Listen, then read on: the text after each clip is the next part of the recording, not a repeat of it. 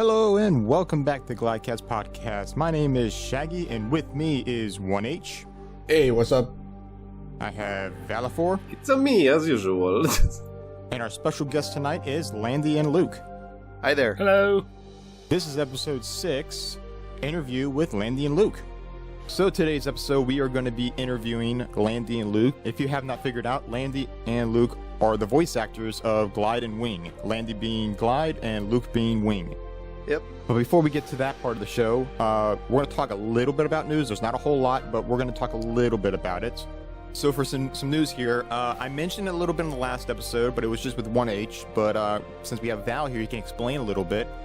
Thumbs up for Glyde. Yeah, boy. So you want to elaborate that a little bit? Yes, so Glyde now has thumbs, which is quite a big change, actually, because up until now, he only had, like, 3 toes? Claws? Fingers? Claws, right? Yes. And we kind of realized this very late in development, after we actually had the model done and everything. But then, when we were, like, writing the story and kind of thinking about some lore bits, we always had this difficulty of how would Glyde or any other dragon in fact actually hold things in this world. Like, it's gonna be quite hard for them to actually do anything without thumbs. Oh my god, I never noticed he didn't have thumbs until Yeah. Holy crap. What? Yeah, so you had no thumbs. How would that feel? Man. Crazy. All I could do was flip people off. I could never express positivity. Exactly. Exactly. So, so I mean, after those discussions that we had countless discussion about this, we were kind of thinking like, oh, I mean, you know, dragons, they could hold things or move things with, like, either their mouth. Yeah, their mouths or something, but... They could use, like, their wings, or maybe they could actually, you know, just use magic. But which would technically work, but I mean, the whole idea about the game is that the dragons, they kind of lost access to their magic, so they can't really rely on it for anything. So it, you know. Well, now I feel like that's become a story regression, because it was a lot more compelling. The idea that they lost their magic and the world got worse because they couldn't thumbs up. Yeah. It's like, so now we've kind of regressed, but I think the story will be better for it. It could have been. It could have been that. Like, imagine, like, you know, you walk and then an undead like wants to kill you, and you just go like, bro, thumbs up, and then he's like, oh, chill, man, and you get another It's like, okay, I got you. Yeah. turns pacifist. Is it actually? Yeah, boy. Yeah. So after thinking about multiple different ways of how we can solve this problem without actually adding thumbs to every model. We basically just decided to add thumbs to Glyde, at least, you know, for the full game, because he still has no thumbs in the demo, and he probably won't have, because we'll need a new rig and everything. But yeah, and also that will probably happen with all the other dragons as well. We'll just have to add thumbs to them. So that's the whole story about thumbs. But yeah, in a long story short, Glyde now has thumbs, so he could actually, when we actually get the new rig done and new cool animations, he could potentially, you know, stand up, grab the lever or something, you know, pull the lever, and then, you know, rather than, you know, try to kind of bite it in a good, efficient angle where he can actually move something. Yeah, and if you can't use fire or something, you can pick up a torch and like throw it or something. Yeah, That'd be cool. or they can hold a sword. You can just punch undead, like actually clench. He can hold a controller and play his own game. He can clench his fist now. But punch out. We can turn Glyde into a boxing game because he Yes. can clench his fist now. So Oh, jeez. Oh, Gonna yeah. go punching all the undead into submission. so yeah, that's the story about thumbs. Thumbs up. Thumbs up. Thumbs up for Glyde. And for the podcast. Yeah. Yes. So I think that's the biggest news so far.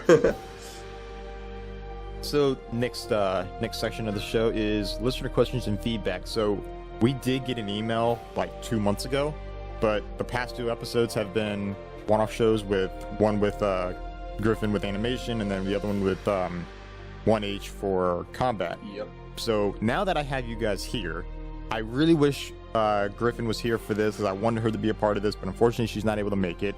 But I have the majority of you guys. So this email was sent by Isaiah Ali.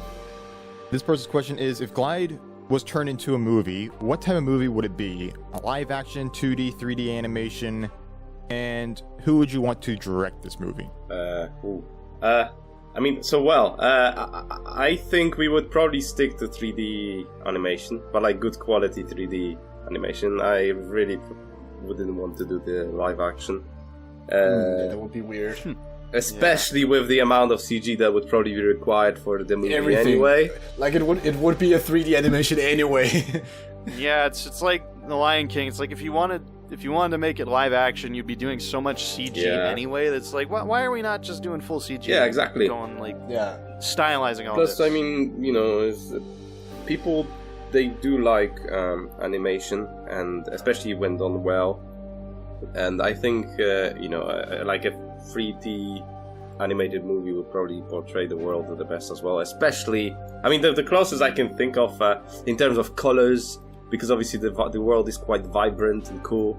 The recent Mario movie, actually, the colors, I really loved the colors, and like I can see it being done the style of the recent Puss in Boots movie.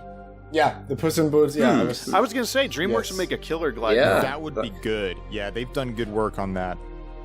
Yeah, so definitely 3D as a medium. I mean, I could potentially see Glyde as a 2D kind of drone movie as well, like an anime-ish, like maybe like. Oh my God! Can you imagine like Powerhouse? Yeah, the Castlevania guy. Yeah, but like a bit more modern anime as well. Like I really liked like how Attack on Titan kind of was drawn, like the style, like the lines were so nice and neat and everything. So, but yeah, I definitely wouldn't do the live action. In terms of who would be directing it, I actually don't know. I mean, if I could pick anyone, probably Peter Jackson. Jackson. That's a. Unless Lord of the Rings. Yeah, like Lord of the Rings, Avatar. Yeah, I was gonna say whoever directed Lord of the Rings. Yeah, those movies. Yeah, and I think Good choice, I think. I think that's who I would have picked. But yeah. I mean, do you guys agree, or do you have any other suggestions? If they didn't get me to voice Glyde, then they got to get Elijah Wood, so everything goes full circle. Oh my God! Oh no! No, it would have been you. It would have been you. Yeah. Yeah. I think that's something companies need to do more. Like the voice actors for the characters in games don't get voice acted in movies for some reason by the same person. Yeah. They always get like a new person. Yeah. And also, like, this is actually an interesting point, especially with some, like, yeah, some movies, but also some characters themselves. Like, often you see, especially like when there's like videos about like making of a game, and you have like an interview with the voice actor. Often those characters are modeled after the characters after the people that are actually voicing them sometimes as well. So it's like they have personality traits from the. Sometimes you wonder, like my biggest question with this was actually like, so example would be the Last of Us series, right? I mean, obviously everyone loves Pedro Pascal, and I love him as well, and I mean he did such a good job as Joel, but like Troy Baker, like, he could have easily played Joel. I mean, he knows how to act. He acted everything out in the game. He has the voice. He knows the character. He even was a guest character, like he was one of the characters in certain episode in the series as well. I just wonder, like, why wouldn't they just keep him and obviously put like a wig on or something, just make him look a little bit closer to Joel, and then we would have actual Joel playing Joel rather than, Pedro. But, I can... Probably just star power. Yeah, I mean, that's the thing. So they probably did it just because, obviously, he's a really good and known actor. I'm really happy that they actually, kept Troy, like, as part of this. But, I don't really understand. Or, like, have you seen... I think it's like companies just trying to play it safe. Yeah. Because in the past, like, it's only been fairly recent that we broke the curse of bad video game movies. Like there haven't been that many, but Yeah. it's starting to happen more and more because companies are seeing, oh, there's money in making good movies about video games. Yeah, just respect the source material, really. It's just that's all you have to do. Yeah, they actually put effort into it now. It's so weird. It's taken like 10 years or something or more. It's crazy. Like, imagine if we actually did this story as it's been told rather than be changing it for some weird futuristic kind of thing or whatever. Yeah, make a complete reboot of it or something. Yeah, it's so weird. Yeah, like for example, I don't know if you've seen when they announced, or even like making of videos as well. Have you seen Star Wars Fallen Order and like and Survivor? Mm-hmm. The character looks literally exactly the same as the guy that plays him. Yeah, exactly. It's Like yeah. it's literally the same person. The character is modeled as after the actor.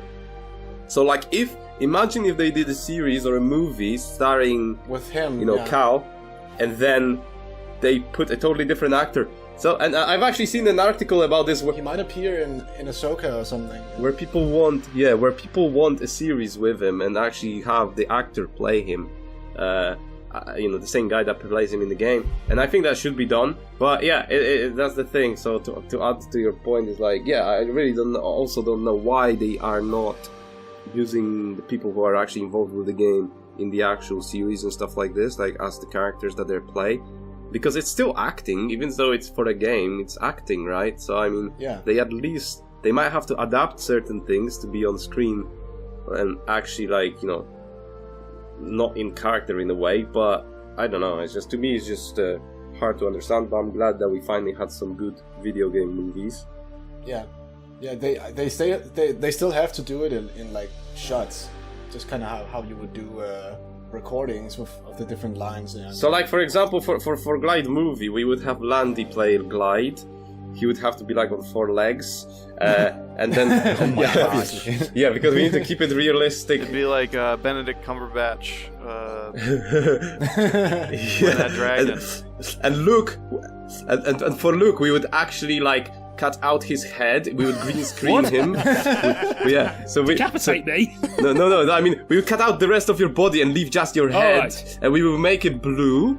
And we would make it like emit particles, so your head is actually like Wing, and you're moving your head, and then Wing flies. No. Wait. No, So, yeah. So he's no gonna- actual decapitation. Like, no. Have you ever watched Teletubbies? Yeah, oh god, the sun. Oh my god. He's gonna be in a green suit, and then he's gonna You would be like the sun, except you would be blue. Or maybe like Jabby the Genie from Pee-wee's Playhouse. Oh my gosh. So yeah, that's the movie, Glyde. Cursed images. Now that's goals for the future. Oh my gosh. When we get the few billion budget, you know. Yeah. Couple billion. Yes, Sure. Exactly. Yeah. One day we'll find it on the street. All right, so this person has added some more questions. That was an interesting question. Yes. Yes, very I cool. agree. That led to an interesting conversation. Definitely. So the next questions are, what elements were Glyde's parents? Does Glyde have any other siblings? Spoilers. Spoilers. Exactly. I can't really tell you anything. I mean, well, he has no element, right? And I mean, you know, Spoilers. does he have parents? I don't know. Does he? Maybe yes, maybe no. Do dragons have parents? Aren't parents their egg? Because technically they hatched from an egg. Huh? So imagine, like, your parent is the egg, and you hatch from it, and you kill it. Well, which came first, the dragon or the egg? That's very, very dark. Exactly. So, you know, The Glyde or the egg? I don't know if we can get into this conversation where the eggs come from. Yeah. No. That's like No. that's like some Spoilers. proper Spoilers. yeah, spoiler territory, and also 18 plus. 18. Wow. No, they're actually found on the fields of. It's kind of like fields of cabbage, except they're just eggs. Field of cabbage. Okay. They grow from the ground. I just thought of the cabbage man from the Last Airbender. Like cabbages. I think it's a stork that just flies by and stork. delivers them. Yeah, exactly. Yeah. So that's also one of the things we say to Poland in Poland, like to children, like, oh yeah, it's a stork brought you Yeah, that's what my parents told me, by the way. They found me in the cabbage, so... Oh my god. Oh my So it's like- gosh. They were picking cabbage, and turns out it was my head, and they were like... took me home, Wow. and now it's me. That explains a lot. Yeah. That does explain the Cabbage Patch Kids. Oh my gosh. Yeah, I mean, so yeah, you would basically just have to play the game to find out if Glyde has parents even or not, or if its parents even exist in that world, because maybe they don't. Although we did show we have some like little dragons, but obviously they hatch from an egg, right? But where does the egg come from? No one knows. No one knows. Only the chicken knows. Only the chicken. The big chicken that lays dragon eggs. And the chicken ain't telling anyone. Maybe even the chicken doesn't know. Forgot. I don't know. All I can say is it's very exciting. Oh my gosh. But yeah. Next All right, question. Last question from this guy. Is it possible for Glyde to get his own book series? Very possible, I would say. I mean, we are trialing, like, I think we announced it on Twitter anyway, that we are kind of working on, like, this short story, which is set in the world of Glyde, but it's kind of like in a different timeline, in a way. It's still the same world and everything, but it's like, it's not happening during the events of the game or anything. So, I mean, the idea with Glyde... Different time in history. Yeah, so I mean, the idea with Glyde, it's not just to be a game. I kind of would really love it to become like this universe one day, where there's multiple different media that you can kind of, grab to find out more about the world and the characters. Just keep building on it, yeah. Yeah, so like, I think, the game would be really cool, where you play as the Glyde and Wing, and then you kind of witness their story. But I would also like people to find out more what happened before the game. Maybe we would have some spin-offs focusing on, like, imagine like smaller games where that they would be focusing on different other characters that maybe you even met throughout the game. We definitely have some really good base set for the world and for potential characters. And I mean the short story that we kind of working on is focusing more on the Earth region. I mean, I can say that, and like Earth dragons in particular. So yeah, I mean, I'm pretty sure a book could be a very possible thing. I mean, because this short story is almost like a small book anyway. It has like 5 chapters, I think, or 6. Yeah, it could be like yeah. So yeah, we just think we still kind of experimenting and thinking about what format would be best to do it in, and we'll see. But yeah, I think very possible in this. Just how we build, build the world and stuff like that. There's still a lot of loose ends that we need to tie in terms of the lore and the story itself. Because it's still, so we have like the whole universe and kind of trying to make it work with the main story for the game, and how that works with what came before, what might come after and stuff like that. So it is a bigger project, but I think we're making some progress at least with it. It's a challenge, like, it's like, I think we can all admit that it is a little bit bigger than we kind of, at least than I expected. For example, initially I didn't expect it to actually go that deep and become that big, like in terms of scale and how many things really depend on each other to make sense. That's why writing is just very complicated if you want to do like a big universe.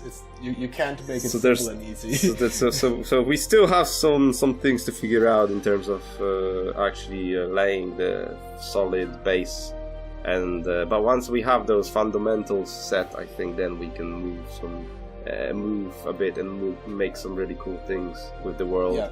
But obviously, still the game is the main kind of thing that we want to be telling, really. I really like the fact that you guys are putting this much thought and dedication into it. It's not just a game, there's also a story behind everything, and that's a lot of work to be able to do all that. Oh yes. It's hard. It's like we're all trying. Writers, they wrote a lot of stuff You know, some of the things that I haven't even read yet because I just had no time and stuff. But there's so many things, and it's so hard to keep track of everything. But you know, we want to make sure that you know, everything will make as much sense as possible. We don't really want to have a situation where, you know, something happens and it's like cringy or like very like just weird to explain. You know, we like to have everything sense, you know. if it breaks something, either breaking something in what came before, if we have something there, or if something before breaks something in the game story, for example. It all has to play together like smoothly. Yeah, which is very hard to do anyway, because even when you think about big games and like worlds that been like World of Warcraft is a good example. It's such a massive universe and such a massive game. It's been out for like, I don't know, 20 years or whatever, and the story is at this stage where it's so convoluted and weird, and it's also like the world itself is in a very weird state. There's been so many things that have been retconned and reworked, and so, you know, we can see that even, you know, we would have thought like those big kind of professional companies and IPs, you know, they will have their way kind of set, but even they are making mistakes, and they are kind of, you know, fixing things with the story that don't not necessarily make sense and stuff.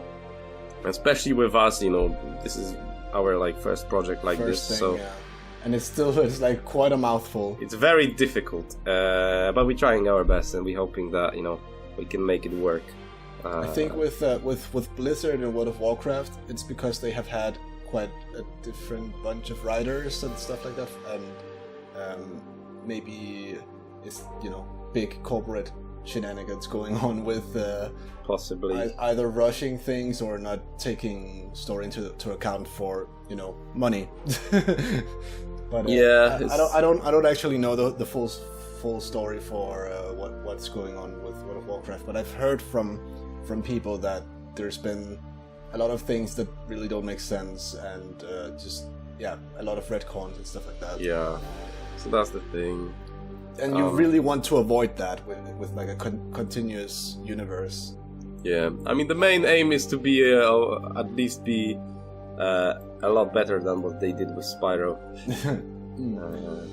So we want to keep it quite serious in a way, but also fun and cohesive, you know, so it all makes sense, and there are like things at stake, you know. It's not just a walk in the park for Glyde and Wing, you know. There will be they have to overcome very difficult challenges on their journey, for sure. Yeah, and there will be like darker moments and everything. In terms of the setting and you know, what we're planning to do, we often compare Glyde's and Wing's journey to Lord of the Rings, like in terms of like, you know, there's a lot of different emotion going on. There's not a lot of space to joke around, but we will keep it a little bit more lighthearted than Lord of the Rings. But still, we wanted the journey to feel epic and, you know, quite like a hero's journey. Yeah. We want the players to kind of connect with Glyde and Wing over, you know, throughout the game and stuff like this. So we'll see how it goes, I guess, because there's still a lot of things to do. But I think when we overcome some of the struggles that we have at the moment with the story, I think we'll be able to make something really cool. Yeah, like, to be honest, it's not much that's being, from what I've talked with the writers about, it's not much that needs to be addressed at this point. We just have some foundational things that need to be reviewed and, you know, connected to what the idea with the whole story outline should be in your mind, and for us to kind of be on the same page with that. Yeah. But that's just a process, and it's definitely hard, because when I've been working with now at work, I joined like a small game studio here in Denmark. Even here we have had like quite a lot of discussions about different lore things, and everyone has their different opinions on what should be in, what should be out, why it should be in, why it should be out, all of these things. And yeah, also with my own personal project, Leaf Shift, it's the same thing with my friend. it's just like it's about balancing ideas and trying to home in on very specific story beats and themes that we want the player or the reader, if it's also for short stories and such, to be able to relate to. It's a complicated process, but we're getting there, in short. Very nice. All right, so that about it for that book series question? Yep. Awesome. Yep. Thank you, Isaiah, for the questions. If anybody else likes to write us an email, or even through Discord or through Podbean, send us a comment, review, email, anything you have questions, please let us know, and we will read it in the next episode. So main topic is interview with Landy and Luke.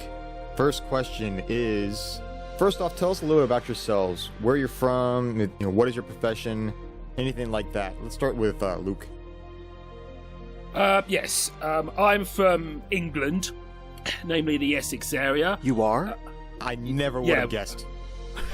The town I live in has this really long pier. It's basically like the longest pleasure pier in the world, apparently, about a mile long, and you could go up it by train.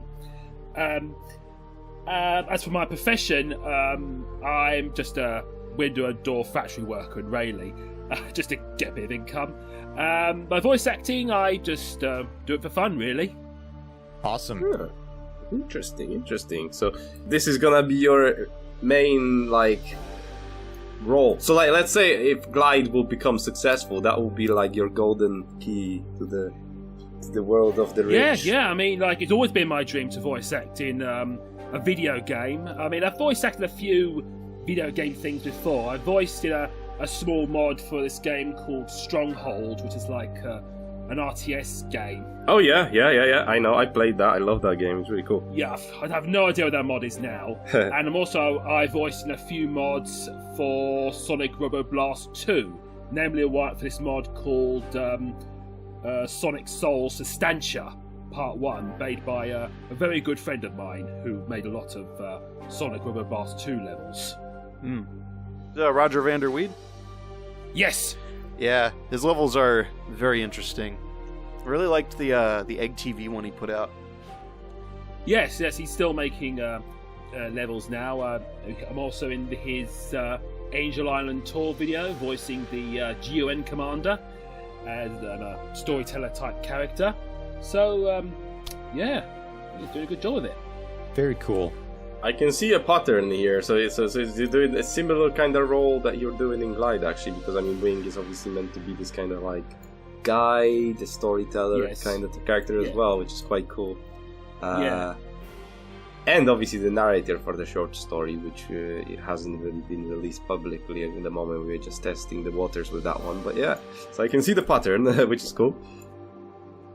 Landy, questions for you. So, I'm Landy. I also go by Max, but much more rarely. I'm from the far-off mystical land of North America, and I've been doing voice acting for at least a decade now, probably a little longer. I wasn't very good at it starting out, but nobody is. I think my first big voice acting project was the Adrenaline Dubs project, and that's actually kind of springboarded me into Glyde. Adrenaline Dubs was a little crew that me and my friends formed because the Sonic the Hedgehog IDW comics were coming out, and we were already doing some voice acting stuff for some other projects that we met on. There was a Sonic RPG fan game we were making that sadly never came to fruition. But I think my friend Trev said it best. We just kind of looked at the upcoming IDW comics and we were like, this is this voice acting thing is really fun and we're pretty good at it, so maybe we should do comic dubs. And so we started Adrenaline Dubs, where we do these heavily video edited and voice acted custom music, just these really high effort comic dubs. And through that we ended up getting somebody else that was part of the crew was part of the Glyde project, and they're like, hey, they're looking for some voice actors and helpers. And somewhere along the way, that's how I got brought onto Glyde, and the rest is history. I think the biggest thing, the only I think how do I say this? The only game that I'm in on Steam or something right now besides Glyde is Postal 4. Well, I guess there's Rubato as well, which is an indie game my friend works on, but Postal 4 is probably the largest thing I've found myself in. Yeah. So just baby steps. That's cool. Yeah, I played the old Postals.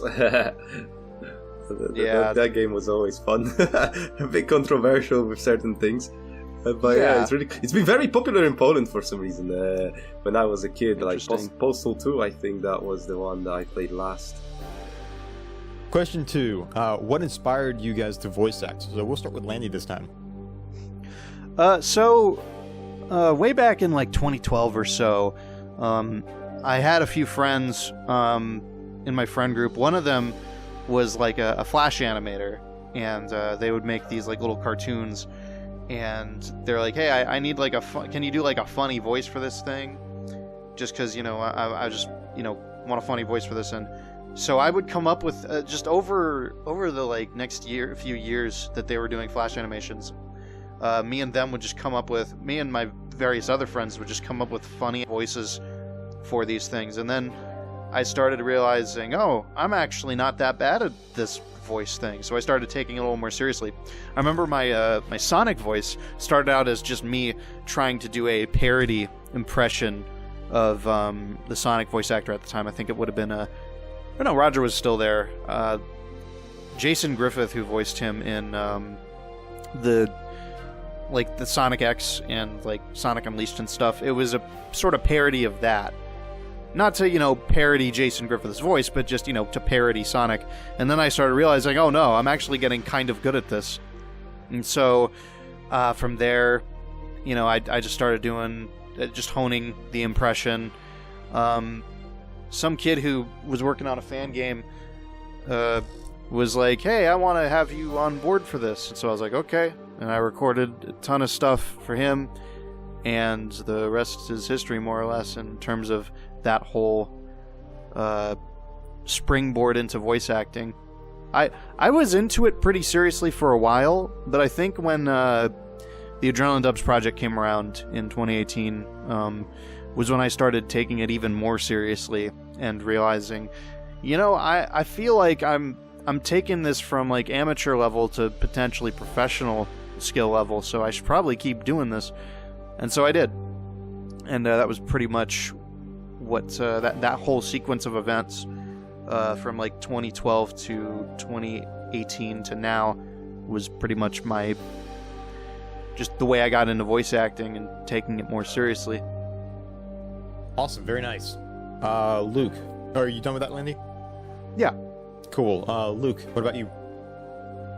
Well, it's a bit of a long history. It pretty much started when I was a kid, when I got this tape recorder thing with a microphone, and sometimes I like to make my own funny little songs, and also I love to do impressions, because I like to do various impressions of various characters and actors, and sometimes I like to mess around with the voice recorder on the PC. Then about 2003, I was used to watch various Sonic parodies. One parody caught my eye was Sonic and the Treasure Hunt by Roger Van der Wade, which was so balls to the wall insane with various cameos and that. So I asked, and I found out that he has random people voicing for him, and I found out, you don't need famous actors to voice you can just get any old person to voice act for you. So I asked Roger if I could voice act for him, because I already got a little microphone and my own sound recorder thing, and eventually over time he got me to voice for a project. He had his own series at the time called International Moron Patrol, or IMP, and he had me voicing 2 characters. So I voiced these 2 characters in IMP episode 18 called Jack and Serig. One of them was meant to have a really terrible Welsh accent, which I did. But the problem was, due to his bad script writing, I accidentally voiced one of the other characters with a bad Welsh accent. So, and if you listen to it now, the quality is just so bad. But I think the project that really gave me my big break was his series Sonic Movie Madness, which had various Sonic teams in parodying various movies. And I voiced Chris Thorndike as Saruman because he was very impressed by my Christopher Lee impersonation, because I could do a very deep Christopher Lee type voice. Nice. And because my biggest role models in voice acting is Tim Curry and Christopher Lee, and got very popular from there. And then my second big break in voice acting was Bowser's Evil Plan by Evil Doc, which is a collab between Roger and a friend of his, where I voiced Bowser himself, which I was very proud of, to be honest.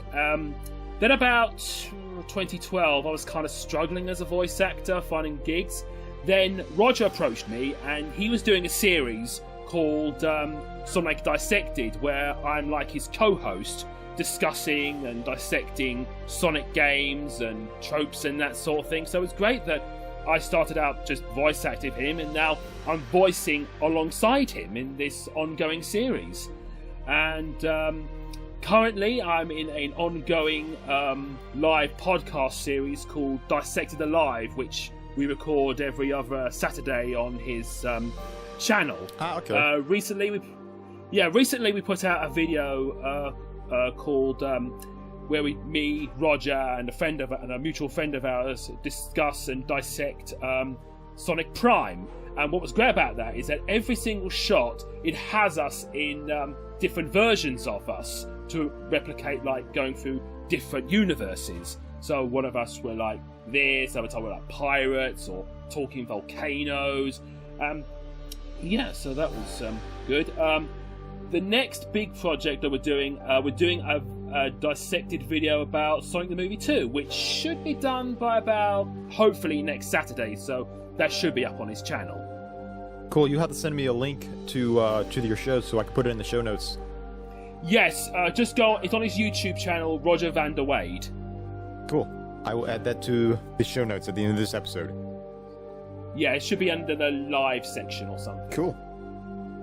Nice. Awesome. That's awesome. Anything else there? This is the origins of Wing and Glyde. The origins, yes, yeah. I could talk about other big projects that I'm really proud of voicing in. I'm involved in. Back in 2015. I was involved in this comic dub of called Beyond the Western Deep. It's kind of like Redwall meets Game of Thrones with its various factions of talking animal characters. I voiced this character called General Clovis, who is like a very boisterous wolf general, giving voices of authority to his troops. And another big project I'm quite proud of was Sonic the Hedgehog in brief. I was friends with this another friend of mine called AEW. He made this series called Sonic in Brief, which he would make for this a regular UK Sonic convention that we used to have called Summer of Sonic, and I was voiced in this parody of the very first Sonic game, but I was the narrator, and the whole thing's like a parody of Thomas the Tank Engine. So when I saw the animation being projected on a big screen at the con, I was like, I was very proud of it, to be honest. Sadly, he deleted most of his animations on his channel, but luckily they have been preserved and uploaded on another channel, so it can still be viewed. But for the life of me, I can't remember what the channel's called. So if you look it up, it's called Sonic the Hedgehog in Brief. Awesome. Okay, so we're going to go to question 3. We're going to start with you, Luke. This was requested by a username Ubiquitous. What classes or support have you had that helped you get to where you are now? I haven't really taken a lot of voiceover classes. I just do it as I go along. I just see how other voice actors do their stuff. I might get advice from other voice actor friends or clients. Sometimes I might watch tutorial videos on how they do their thing, and I sometimes get ideas on where to go to audition and that. Right, because this is something you just kind of started as. You weren't planning on taken a class or anything. You just started as and you just kind of worked your way up. Yes, I was just playing it by ear. Really. Right. What about you, Landy? Did you take any classes or anything like that? Nope. No vocal coaching. No singing classes. No acting classes. Nothing of the sort.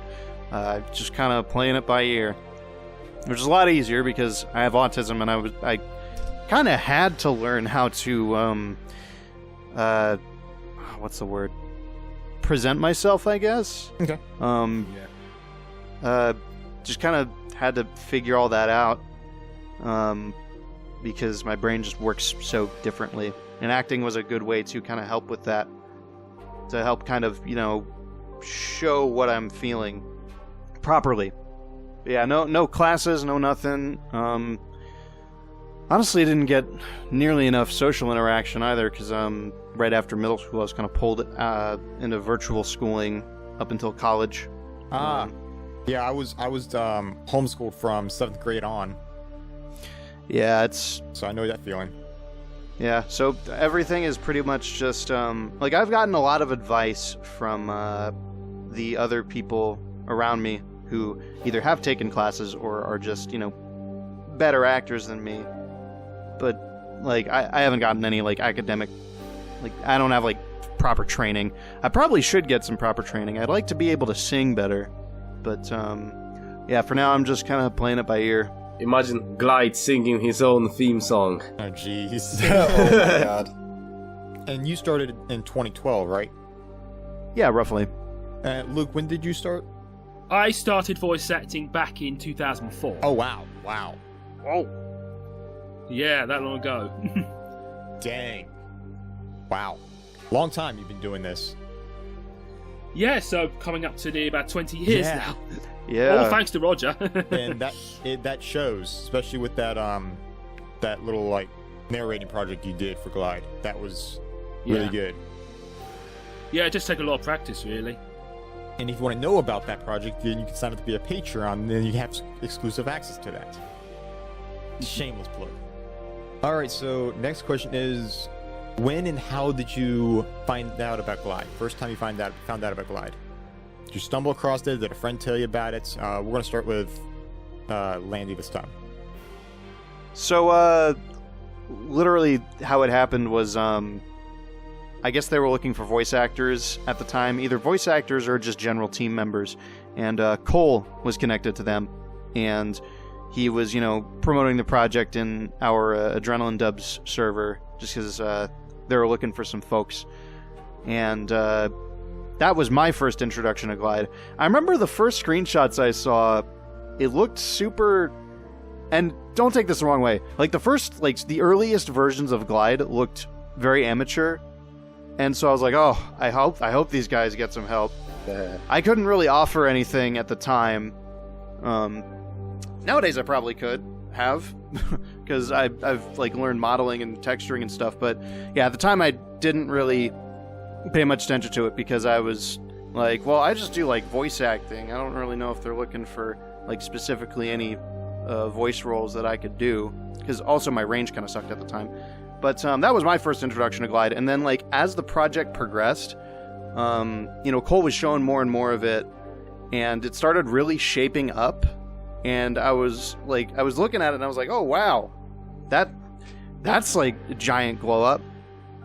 And it's funny because that kind of coincided with the time that they eventually needed to seek a new Glyde, because the last guy dipped. But yeah, that was pretty much how I got introduced to Glyde. Cole just was sending progress updates from it, and the more progress updates he was sending, the better and better it was starting to look.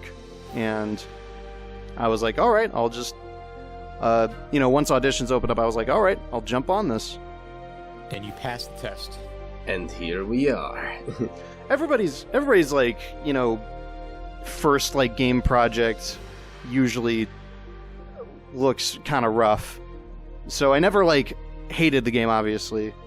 I never disliked it. It was just something that I looked at it and I was like, I don't have anything to contribute to this right now. And then later on I did, and it was right around the time that it was basically getting its crap sorted out, just pulling itself together really, really well. And I was like, perfect, right place, right time. Yeah, it sounds like it just everything lined up perfectly. Yeah.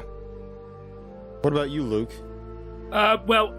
Same thing. I was contacted by Cole, who was pretty much like my agent, and he told me about do a voice acting this project called Glyde The Dragon, which is pays homage to Spyro, and I was asked to voice this character called Wing, and at the time I didn't know what he would actually look like, and he's some kind of like mentor character. So I was under the impression he was like an elderly dragon. So at first I tried to give him a voice similar to that of Gandalf. So I was like, "Welcome to Heartley Island," that sort of thing.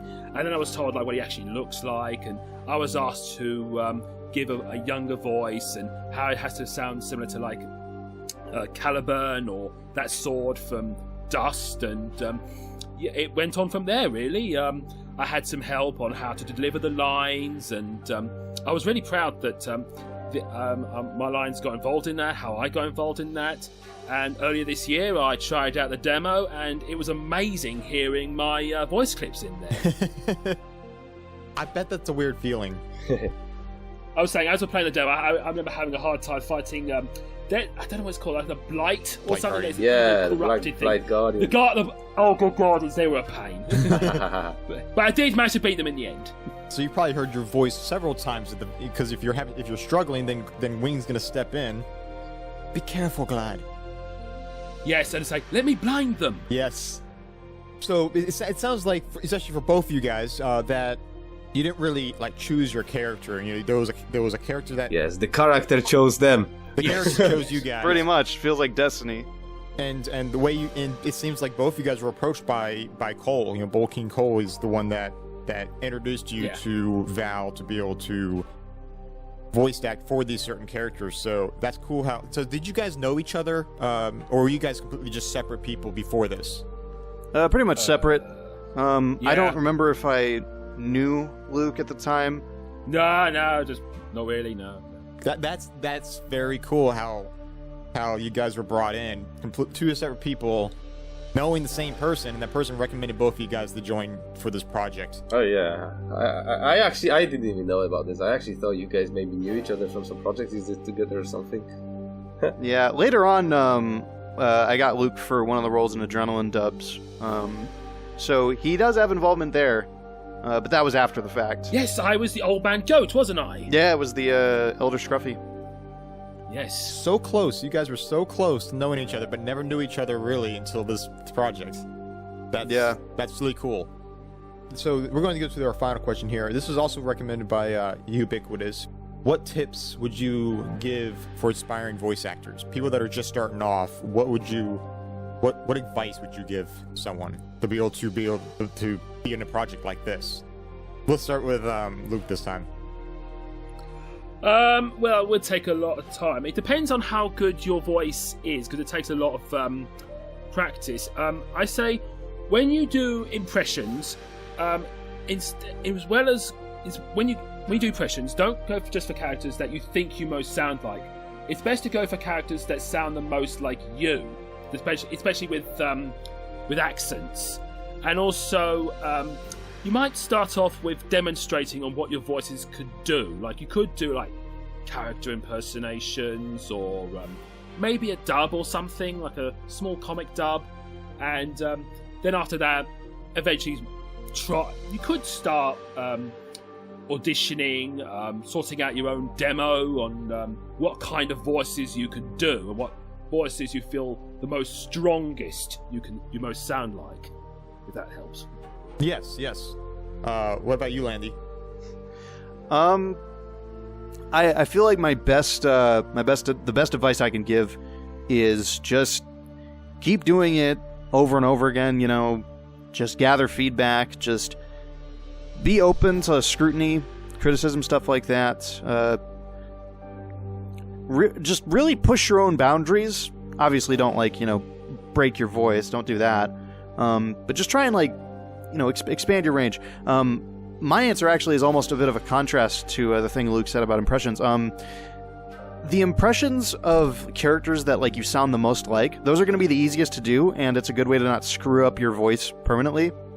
Something about the Sonic impression is that it's kind of changed my speech pattern, not really speech pattern, but it's changed the way I speak, and it just so happens that Sonic's kind of a neutral dude character anyway, so that it's not like a big problem. But for like a more eccentric or more like just exaggerated character voice, you don't really want to inherit that too greatly, especially if you're doing impressions of characters that are more or less people's regular voices. That's a good way to screw your voice up if you're not careful. But just I would say go for like characters that are just wilder, more outside of your comfort zone. Obviously, in moderation, but just try all sorts of things, really, if you're doing voices. Another thing about impressions is that you want to nail down the you don't just want to sound like the character you're trying to do an impression of. You also want to act as them. There's a lot of nuance to it, honestly, and there's no like one set of tips that works for everybody. So I guess the best tip of all is just figure out what works for you. But yeah, I'd just say just try everything. Don't try too hard, otherwise you're gonna hurt yourself, I would say.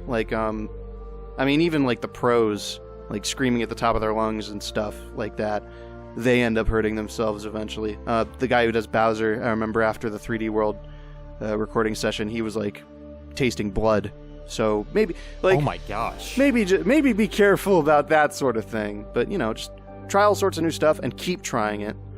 Because I know there's a lot of voice actors out there, like novice voice actors, who get into it and they just aren't where they want to be. But it's like the way you get to where you want to be is just by trying and trying again. It's pretty generic advice, especially for people who have like motivation issues. I have a lot of those as well, so I don't blame anybody for those. Mm-hmm. But it's just something you gotta really just kick yourself. Dragon fruit. You gotta beat the brain goblin that's telling you that you're not good enough, and just showtime. Just do it. Yeah, pretty much. And keep shooting in auditions. Casting Call Club is a decent way to get a start.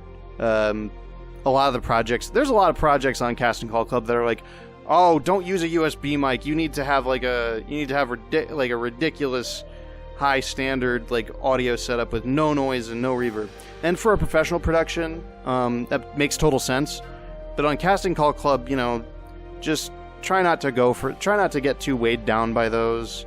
Casting Call Club's a very like casual, just it's a much more, I would say, it's a place to find like entry level projects the easiest. That's not all there is on there, but it's a place where you can go to not take it too seriously starting out, and just really get your bearings. Great place to start. I'm sure there's plenty of other examples. Twitter, there's a lot of like voice acting pages that boost auditions and stuff. Just shoot auditions everywhere. If you think you can bring something to whatever is holding an audition, then just go for it. Don't be too afraid of rejection either. Now, you mentioned about like you getting a better microphones like that. So obviously you don't want to have a microphone where you sound like you're working at Wendy's or McDonald's or something. Yeah, but I mean, what's the borderline with a microphone? Do you need to have like an $800 or $900 setup? That's kind of what I have right now. Or could you go with a USB mic and be fine with it? What do you guys recommend? Like, what do you guys think? Does a mic really make a difference?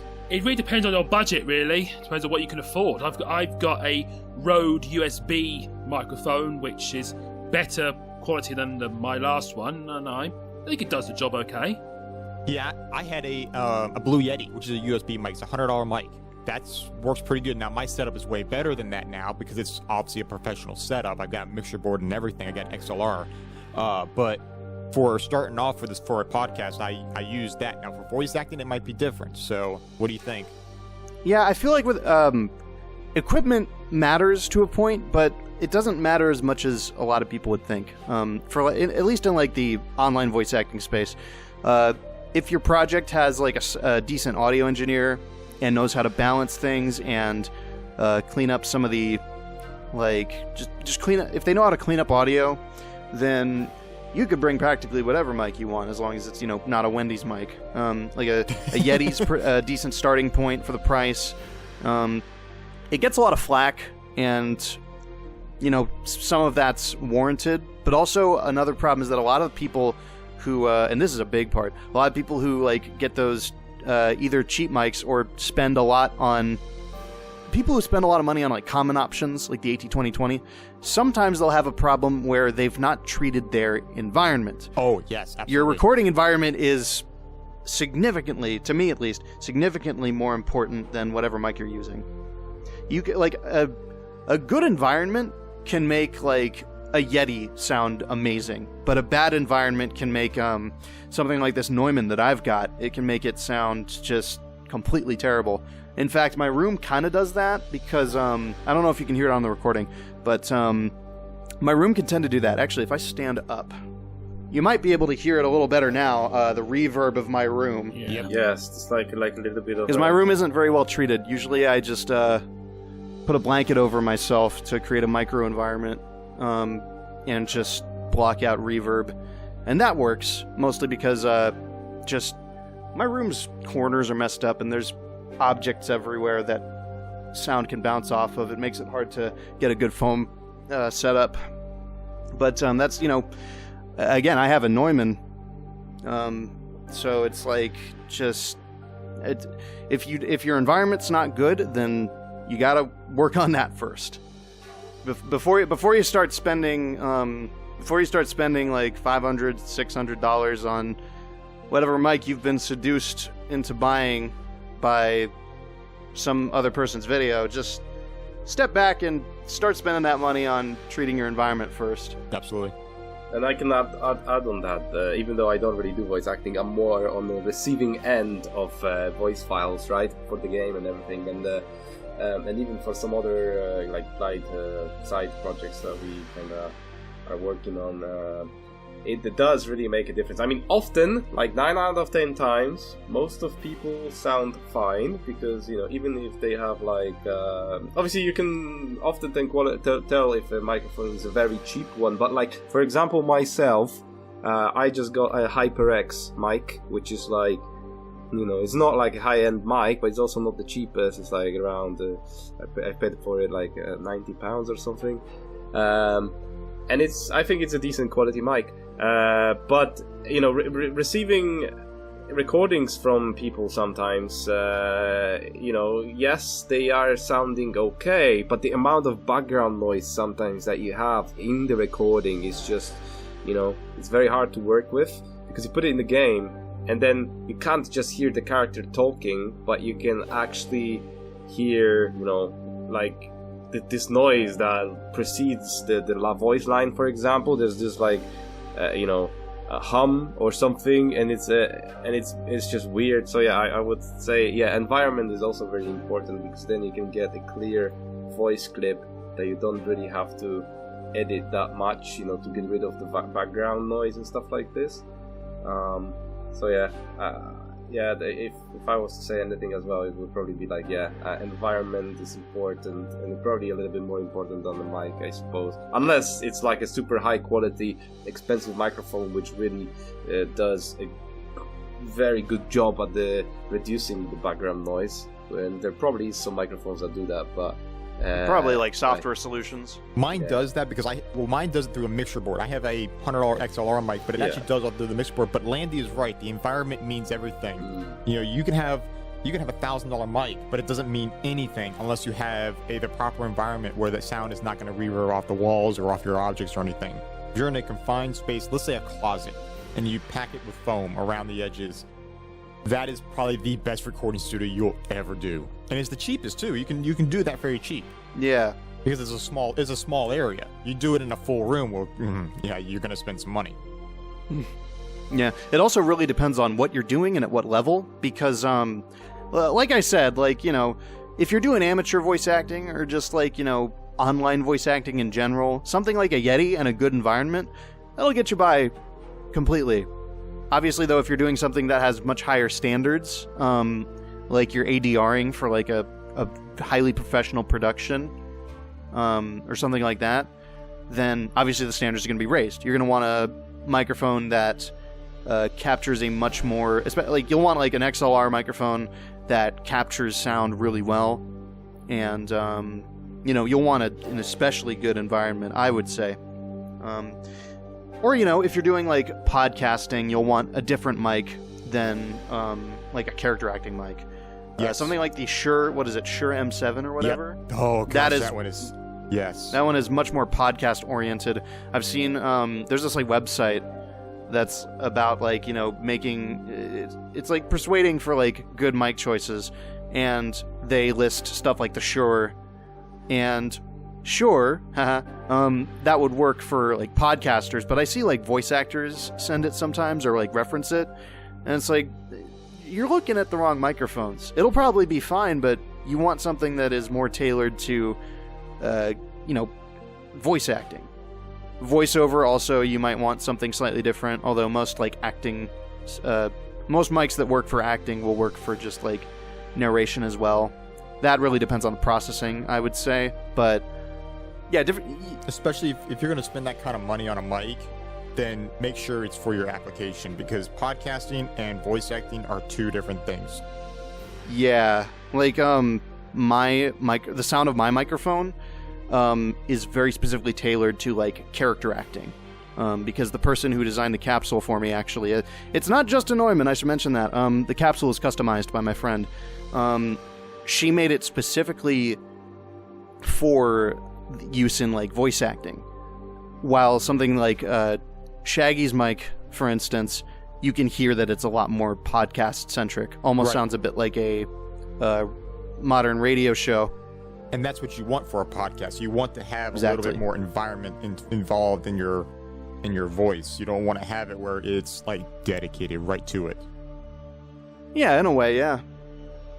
It's complex. It's very complex. But I would say, like, for beginner voice actors, a Yeti will be just fine. Just treat your room well, reduce as much reverb as you can, and most amateur projects aren't going to complain. And if you're doing anything higher level, then don't worry too much about what the mic is. Worry more about the environment. Once you, like, really equipment only starts to matter once you enter the truly, like, big professional spaces, but anything lower than that, and you're typically going to be dealing with a decent audio engineer who can work out some of the kinks and make the difference between your microphone and other people's microphones in the same projects much more minimal. On Adrenaline Dubs, we do that a lot. I do a lot of audio stuff to make sure that everybody's microphones kind of sound like everybody's in the same environment. It helped because a lot of us were using AT2020s early on, and it made the job a lot easier, but you're going to have that variability anyway, and for a lot of like productions online, you're going to really benefit from just having a sound guy or multiple sound guys who know how to balance everything out. And that's going to be a lot of the projects that you deal with. So again, just worry about the environment, because it's way easier to make microphones sound similar to each other than it is to remove like just reverb. Removing reverb is really hard. Very hard. Very, very, very hard. There are some cases where I've had to work with reverbed audio, and it was nearly unsalvageable. It was mostly just saved by the fact that I forget what we've done in the case of nearly unsalvageable audio, because usually I don't work with people who have like nearly unsalvageable audio. I think one time I passed it off to my audio friend, and she tried her best to get it to sound better, and she did a great job, though it is a little noticeable that the audio was very hard to salvage. So generally just no, don't mess with don't mess around with your environment. That is the one thing that you really don't want to mess with. Agreed. Definitely agreed there. Don't have a bad environment. Mess with it all you want if you're improving it, I guess is what I should say. But just if you have a bad environment, it's a no-go. You got to figure that out. Make sure you leave the jackhammer in the other room. Don't keep it in the same room. Yeah. And if you live next to a highway, I'm sorry. Yeah. It's going to be very difficult to get rid of that, because I know someone that records next to a highway, and it's wow. I'm not on this show. It's another different show. Yeah. Just find your nearest sensory deprivation tank. Just and bring all your equipment in there. It's like, hey, you got to take the water out of this thing. We're doing a recording session. It's like, why can't you just record?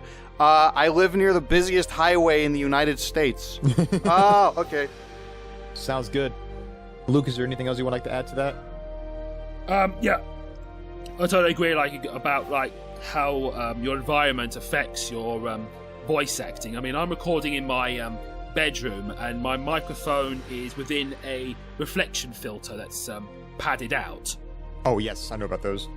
Yes. Also, I've bought a flat at the beginning of the year, which hopefully I'll be moving in soon, and I think I might be able to find a good spot where I could record it. I think the smaller the room is, the better your voice would be. And also, when the contractor was sorting out my flat, he said he found some kind of space under the stairs, and so if I got enough, when I build up, say, more money, I might be able to convert that into a small recording studio or something. I mean, not right now, but might not be. That'd be awesome. For a long time to come, yeah. Yeah, 2 birds with 1 stone. Yeah, I know when I move in with my partner, we're going to try and set up a proper studio for stuff. I know they want to get into music quite a bit, and obviously I voice act, so it's like a match made in heaven. That is. That's all the questions I've got. Is there anything you guys like to add? I think we covered a lot of ground, so I don't know. All right, well, before we get to the close, that you guys need to do a little bit of voice acting for us here. I guess we do. Is there a script or something? Nope. Oh. Well, I guess we're improvising all this then. Of course. What can I talk about? Yeah, maybe you two could talk about what you expect to see on your journey in the demo. Well, I know we're going to see a lot of grass, and I can sleep quite soundly knowing that it was all placed there manually. I hope we don't see any trolls on the way. I'm not a fan of their politics, especially their leader, Boris Jotun. God, that person. I don't know enough about politics to really form a judgment here, but I sure don't like trolls, at least internet trolls. Yeah, that could work. What could you tell us? I'll do an interview, maybe. What could you tell us? What are your thoughts about the corruption all around? How does it smell? Terrible. Absolutely terrible. It smells like dead, rotting waste. It smells like charcoal mixed with Coca-Cola. We must have smelled things differently, but then again, I don't really have a nose. Yeah, that's true. You kind of... I figure the way it works for you is that it's more like an exact description. Yes, I might have to... I mean, Coca-Cola doesn't even exist here, so... Then I don't have no idea how that tastes. Yes. I could be confused. It could be anything. Like licorice. Does licorice exist in this world? Dragon fruits do. What do you think about the dragon fruits? The taste. I like those. Yes, absolutely lovely. And thankfully there's a lot of them. Yes, they're absolutely tasty. Yeah, Glyde, look. Dragon fruits. I just love the way they taste. Hey, dragon fruit. How many of those do you have on here? Hey, dragon fruits. Oh my god. Dragon fruits. We have way too many of them. Okay, that's the dragon fruit line on here. I gotta re-record some of those other Glyde lines and also record new ones. I just need to remember how to do the Glyde voice as well as I did. Because the thing about the Glyde lines that are in the game is that the last time I recorded them... They are quite old as well, yeah.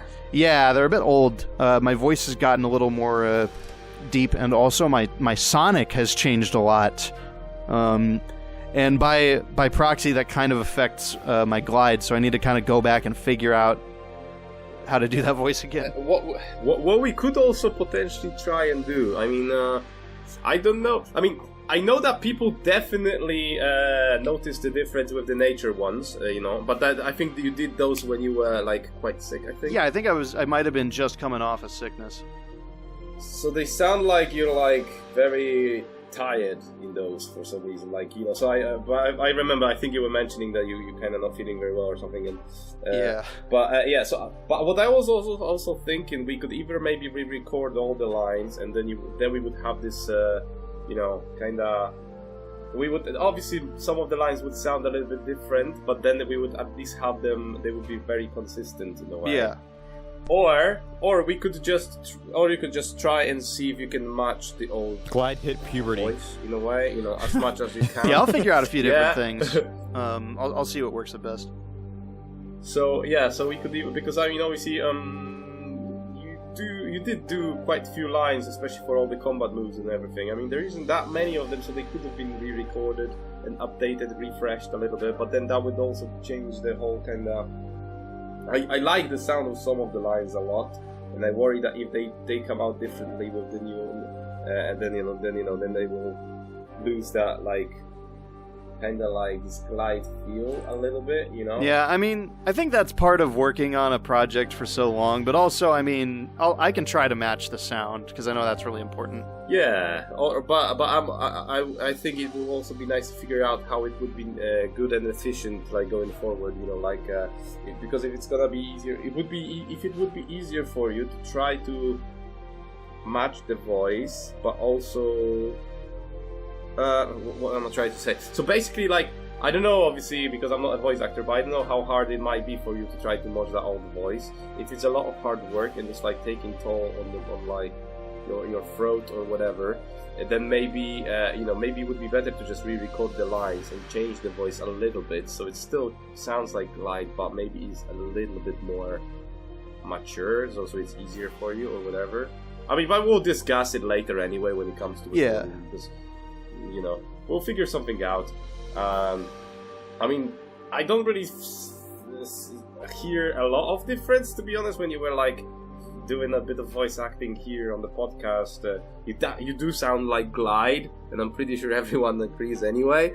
So it's like it's not that much of a difference, really. I think if you put the lines side by side, maybe then, but it's not that massive difference, and so I think, you know, we'll work something out. But yeah, I mean, some of those lines had literally been recorded like 2-3 years ago, so it's obvious that, you know, your voice might have changed a little bit or something. So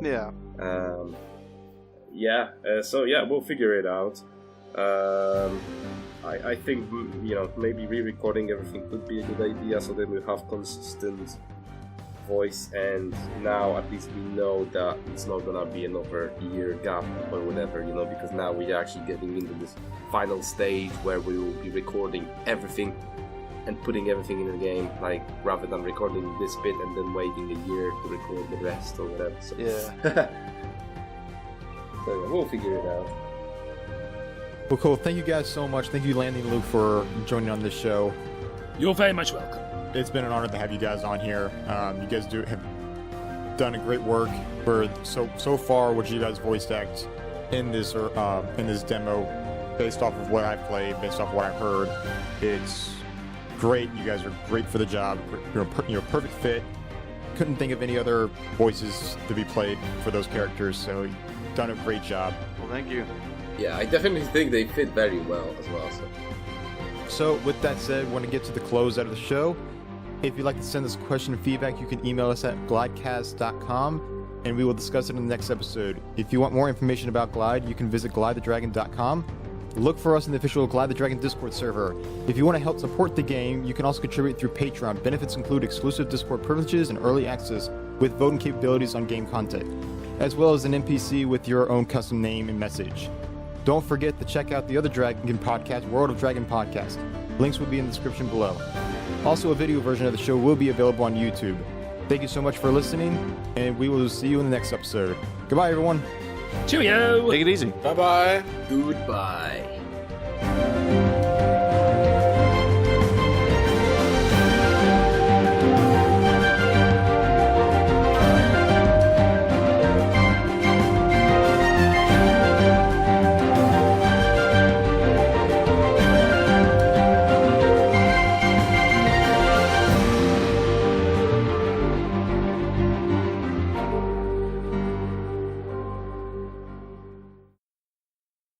I don't know. I just imagine Wing with this little microphone on his desk, like flying, and he's like, hello, is this thing working? I really wish Griffin was here right now because she could draw that right now. Oh yeah, because she's drawing, actually. Oh. She usually draws, during the show.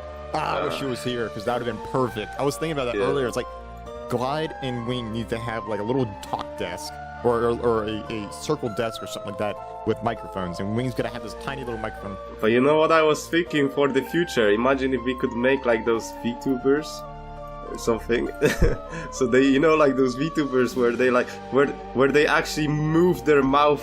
And so, like, when Landy talks, Glyde actually talks, gosh, and Luke would be, like, flying up and down when talking and stuff.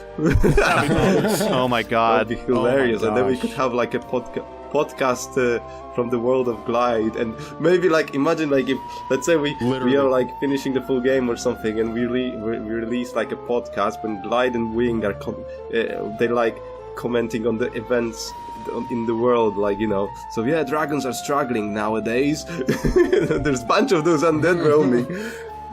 So before I have Val kind of explain some things. I just made the dragon shuriken.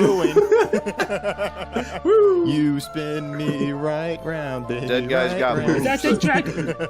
Spin. I'm a fidget spinner. Sorry, I just made me laugh. I live in Spain without the A. So for Okay. all right, so now for the main topic, we've got Glyde and Wing with us, aka Landy and Luke. L and L. L and L. G&W L and L. L&L Associates, it's a new law firm. That's gonna be a law firm in the Glyde universe at this point. That just gives me an idea for Griffin. She needs to draw Glyde with like an attorney suit on, and it says, and it says and then of course Wing right in the background. It says G&W law firm. And Wing is like has like the, you know, like a judge wig. And he's holding like he holds like a hammer, like a wooden hammer, you know. Like. Oh, that's perfect. I'm a bit like Better Call Saul, but with Glyde. and Glyde is like, my client would never do this. Your Honor, if you actually look at the transcript of what he said, you'll find that he said he was going to kill people in Minecraft. Clearly, he never meant to express any real threat in the real world. Now you're gonna have to do the whole podcast in his voice. Yes.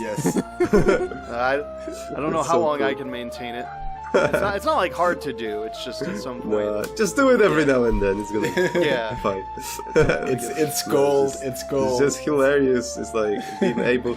It's like it's funny, like being able to interact with the characters that you kind of created in a way, and like.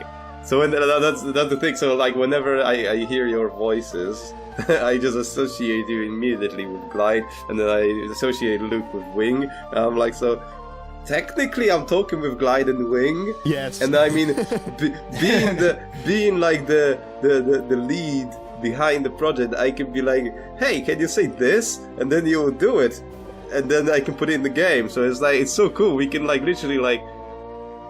Yeah, it's really cool. We can just do whatever we want. Yeah, we can be like, hey, do some meme stuff, and then and you're always on board as well, which is really cool.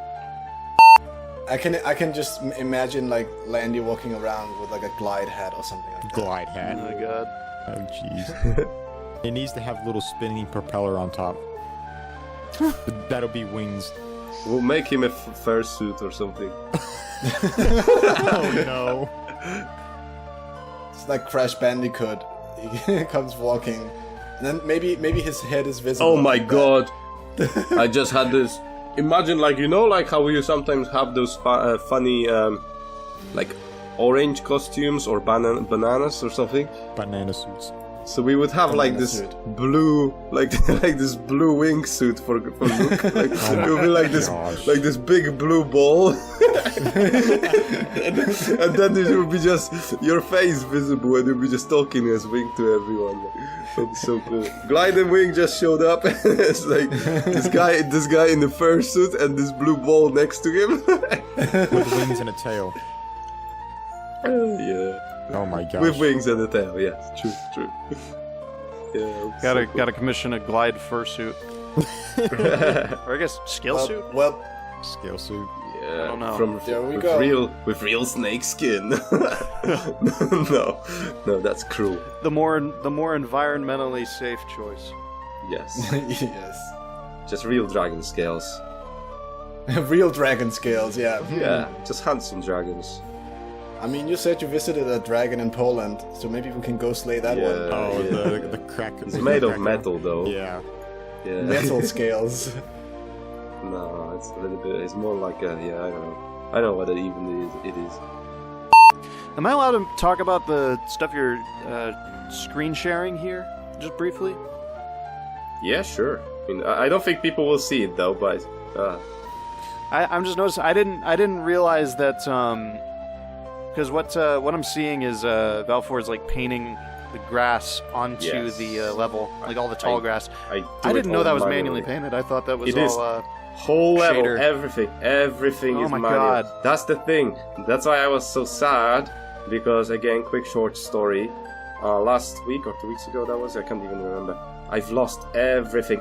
Because see, look, I'll show you. I'll show you here. People won't be able to see it in the podcast because it's just audio. But because everything has been painted and placed manually, every single tree, every single like rock and whatever, they're also because I'm using this foliage tool. It's also all connected, and I accidentally clicked on one of the trees, which I thought because I had no grass initially in this area. And I thought I just selected one tree. I deleted that tree, and then I kept on working for another 4 hours. And then I and then I looked back in the rest of the level, and I was like, "Wait, where's all the grass? Where all the trees?" And everything was gone. You didn't have a And- backup. Well, I had a backup from the beginning of the day, obviously, so I lost like 8 hours of work. But we managed to recover, but I still had to redo the whole area. So this is like the third iteration of that area that I'm making now. Oh my god. But yeah, so I do take a lot of care, like with all the detail and everything. So it's not all like generated. There are ways to generate all the grass and everything, and I did try it because it would save a ton of time. But the thing with the grass generating, at least in Unreal Engine 4, is that whenever you would respawn, there would be this period. There would be this time where, like, depending on the speed of your computer and on the hard drive or SSD that you have, you would have, let's say, 2 seconds to maybe 5 seconds without any foliage, and then it would pop. Ouch. While if it's painted like this, it's there straight away. It's rendered already. So that's why I do it manually. But then at least you can see it's kind of like, every place is unique in a way. You don't really have. You obviously I use same tree assets, but I mix them with different trees and stuff.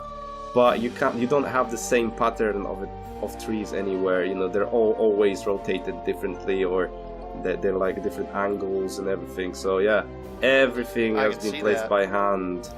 And not like everything different- here, everything, Just variety of colors within the same area. all the pillars, all the cliffs, everything placed by hand, everything built by hand. That's why it took so long, I suppose.